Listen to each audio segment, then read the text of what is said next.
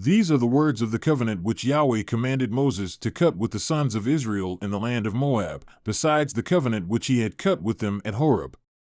And Moses summoned all Israel and said to them, You have seen all that Yahweh did before your eyes in the land of Egypt to Pharaoh and all his servants and all his land, the great trials which your eyes have seen, those great signs and wonders. Yet to this day Yahweh has not given you a heart to know, nor eyes to see, nor ears to hear. And I have led you 40 years in the wilderness, your clothes have not worn out on you, and your sandal has not worn out on your foot. You have not eaten bread, nor have you drunk wine or strong drink, in order that you might know that I am Yahweh your God.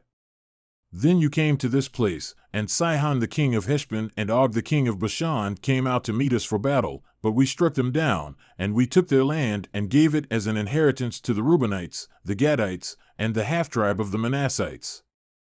So you shall keep the words of this covenant to do them, that you may prosper in all that you do. You stand today, all of you, before Yahweh your God. Your heads, your tribes, your elders, and your officers, even all the men of Israel, your little ones, your wives, and the sojourner who is within your camps, from the one who chops your wood, to the one who draws your water.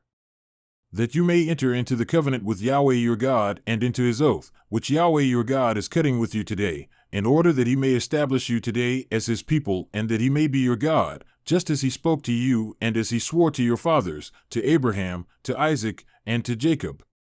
Now not with you alone am I cutting this covenant and this oath, but both with those who stand here with us today in the presence of Yahweh our God and with those who are not with us here today.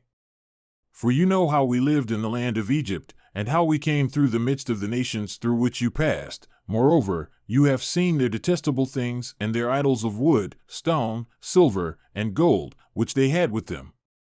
Lest there be among you a man or woman, or family, or tribe, whose heart turns away today from Yahweh our God, to go to serve the gods of those nations, lest there be among you a root bearing poisonous fruit and wormwood. And it will be when he hears the words of this curse, that he will bless himself in his heart, saying, I have peace, though I walk in the stubbornness of my heart in order to sweep away the watered land with the dry. Yahweh shall not be willing to pardon him, but rather the anger of Yahweh and his jealousy will burn against that man, and every curse which is written in this book will rest on him, and Yahweh will blot out his name from under heaven. Then Yahweh will separate him out for adversity from all the tribes of Israel, according to all the curses of the covenant which are written in this book of the law.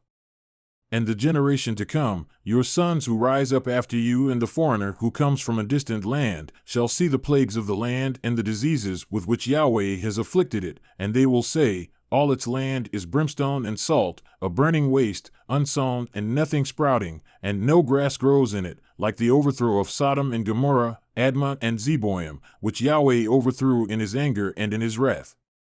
And all the nations will say, Why has Yahweh done thus to this land? Why this great burning anger? Then men will say, Because they forsook the covenant of Yahweh, the God of their fathers, which he cut with them when he brought them out of the land of Egypt. And they went and served other gods and worshipped them, gods whom they have not known and whom he had not apportioned to them. Therefore, the anger of Yahweh was kindled against that land, to bring upon it every curse which is written in this book, and Yahweh uprooted them from their land in anger and in fury and in great wrath, and he cast them into another land, as it is this day. The secret things belong to Yahweh our God, but the things revealed belong to us and to our sons forever, that we may do all the words of this law.